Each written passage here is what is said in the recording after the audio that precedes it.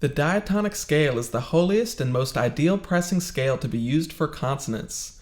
In this final video on the pressing scales, we're going to dissect the most utilized pressing scale, going over many of its subsets with examples. I'm Jay Beard and I make videos about Scriabin and music theory, so check out my website to see the courses and lessons that I offer, and please like, comment, and subscribe. The term diatonic set refers to the major scale and all of its modes, including minor, Dorian, and all the rest of the modes.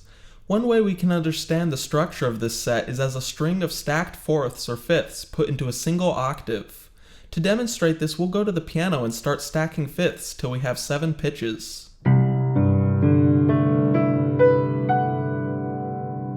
We got C, G, D, A, E, B, F sharp, which if put into a single octave and put in order gives us the Lydian mode of the diatonic set, or G major if we based it off of G.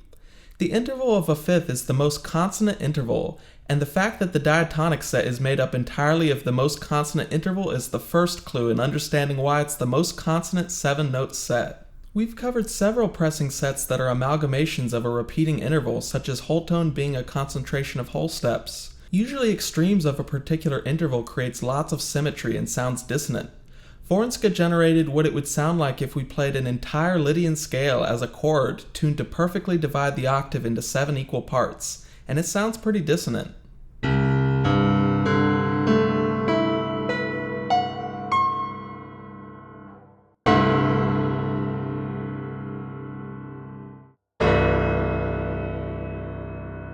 However, in our tuning system of 12-tone equal temperament, 5 and 7 semitone intervals, aka fourths and fifths, are the only intervals that don't divide the octave evenly. This means that 12 divided by 5 or 7 gives us a remainder, while for the other primary intervals of 2, 3, 4, and 6, they can divide 12 without a remainder.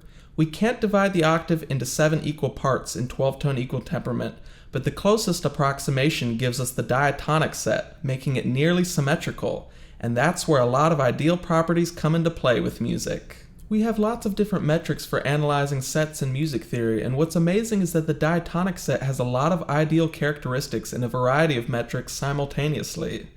Last episode we mentioned how it's the only set that has enough regularity to allow us to move between stacked thirds. Not only is it the most consonant set of its cardinality, it's also the most conducive to moving with parsimonious voice leading. Before getting into subsets at the whiteboard, let's take a look at the diatonic set's uniquely beautiful interval vector. It's got a different amount of every interval with 2 half steps, 5 whole steps, 4 minor thirds, 3 major thirds, 6 fourths, and 1 tritone.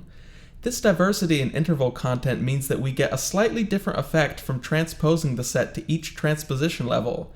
Now let's listen to every mode of the diatonic set in order from most even to most compact.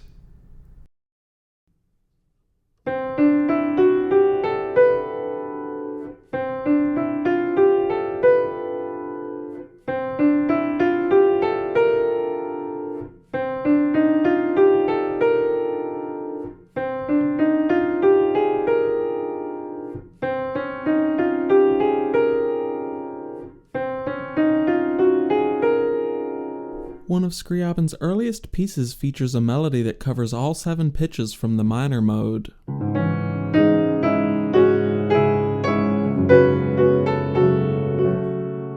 In my orchestral piece Self-Overcoming, I voice the entire Lydian mode as a chord. Aside from 2 6-note subsets, all of the diatonic subsets are shared with other pressing scales. I'm going to highlight a handful of important subsets I haven't covered yet, starting with the smallest sets derived from stacking fourths or fifths. 3 pitches stacked in fourths gives us 3-9, the suspended chord set. One mode gives us a sus2 and another gives us a sus4. 4 pitches stacked in fourths gives us 423, a suspended second and fourth at the same time. As the term suspended suggests, these chords are often used in classical music as an unresolved suspension of consonants, perhaps because they don't fit into the stacked thirds framework of traditional tonality. Here's an example from Chopin where the dominant chord begins as a sus4, then changes to the first mode of 423 with a sus4 and a dominant seventh, and then finally resolves.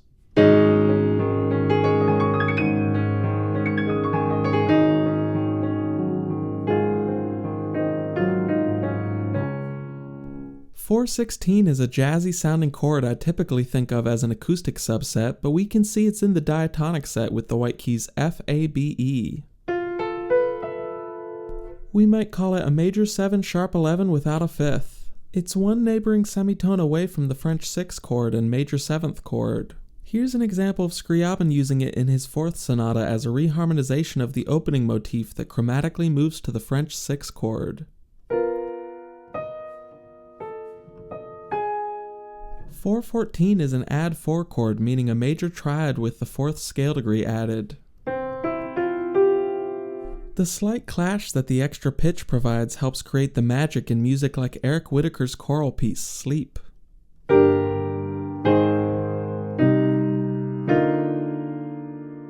Steely Dan uses this chord frequently, voicing it with the add 4 in the bass, giving it an entirely different consonant character. Here's an excerpt from Steely Dan's Caves of Altamira where this voicing is played several times in a row.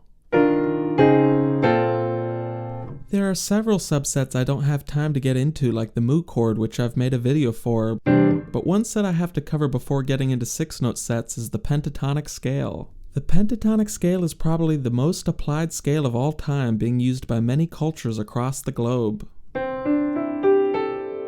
It's the 5-note set we get when we stack fourths or fifths. It's the complement of the diatonic set making up the black keys of the piano, and it has many of the same ideal properties as the diatonic set, just without any dissonant half steps or tritones. A famous example of a fourths voicing of the pentatonic scale is in Miles Davis's jazz piece So What. For 6-note sets, we already covered 625 in the harmonic video, and 633 in the acoustic video. 626 is like the major scale but without the 2nd scale degree. I can't find many examples of it, but it's used as an extension chord as a major 7-9 sharp 11 chord.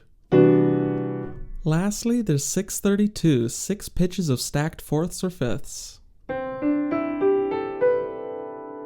It's like the major scale without the 4th or 7th scale degree. It's the most consonant 6-note subset, being the only diatonic hexachord without a tritone. Whenever Scriabin is doing his characteristic middle-ear of fourths technique, he's usually using this set. Here's an example from theme 1 of his 5th sonata. We often talk about how Scriabin transposes sets by the transposition level of the most present interval of a set, so it makes sense that this motif gets transposed up a fourth because of the high amount of fourths and fifths intervals in 632.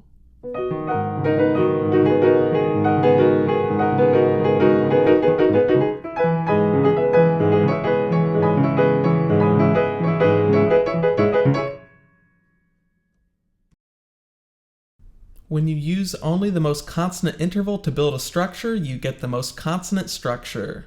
The world of math and music is such that the most consonant structure is also ideal for parsimonious voice leading, allowing for the diatonic set to be used for polyphony, triad progressions, and more. The diatonic set is so ideal for musical application that it's largely eclipsed other musical structures. Humans seem to be naturally inclined towards consonants, and it's no cultural fluke that music has always gravitated towards the diatonic set and pentatonic set. The diatonic set is almost synonymous with the concept of tonality. Our fixation on this set has led to an almost religious ideological outlook I call tonal bias. This is where musicians base their entire outlook of music through the lens of the diatonic set. This includes many of our most fundamental assumptions and language around music, such as the idea of naming the 12 pitches by using 7 letters to easily label the C major scale and using accidentals to name the other 5 pitches. I receive comments on my videos all the time insisting that insane Scriabin cluster chords ought to be interpreted through the lens of traditional tonal music theory.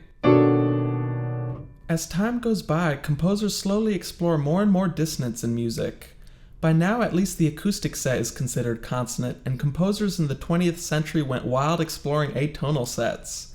If you've watched this series, it should be clear why we need set theory to systematically explore each set, rather than merely comparing sets to the diatonic set or major chord. The reason I covered the diatonic set last in the series is to show that it's a set, just like any other. While it's ideal for consonants, there's a whole world of harmony outside of it that set theory helps us explore. Years ago, when Vornska first taught me about the pressing scales, I went through the trouble of making this handwritten chart for it. Now, with the help of Vornska creating the subset trees and a graphic designer, I now have this digital full chart of the pressing scales and their subsets. You can see a picture of each set on the pitch circle around the fort number using its most compact mode. Part of the point of learning about the pressing scales is to associate subsets with the pressing scales they belong to. For example, when I hear this, my ears hear the minor thirds, and I know to associate that chord with the octatonic set. One association we can make with pressing scales is the intervals they represent in a larger form. The whole tone scale is a larger manifestation of semitone intervals 2, 4, and 6, hexatonic 4, octatonic 3, harmonic is a mixture of 3s and 4s, acoustic is a mixture of 3s and 2s, and the diatonic set is a manifestation of the 5 semitone interval. When I hear this, I know to associate the sound of fourths and fifths with the diatonic set. Can you guess what 6 pitches of consonant fourths and fifths with no tritones must be? 632, the last subset we covered in this video. My simple colloquial associations for each pressing set would be dreamy for whole tone, dissonant for hexatonic, evil for octatonic, melting pot for harmonic, jazzy for acoustic, and holy for diatonic. If you made it through this entire series, I'd love to hear from you, and congrats! As you all can see, I'm pretty passionate about music theory, so I'm really curious what content you all are interested in going forward, and what insights you were able to gain from this series. Big thanks to Vornska for everything, and thank you all for watching and supporting this channel. Check out my website, join the Discord, like, comment, and subscribe, and apply your knowledge of the pressing scales. Cheers!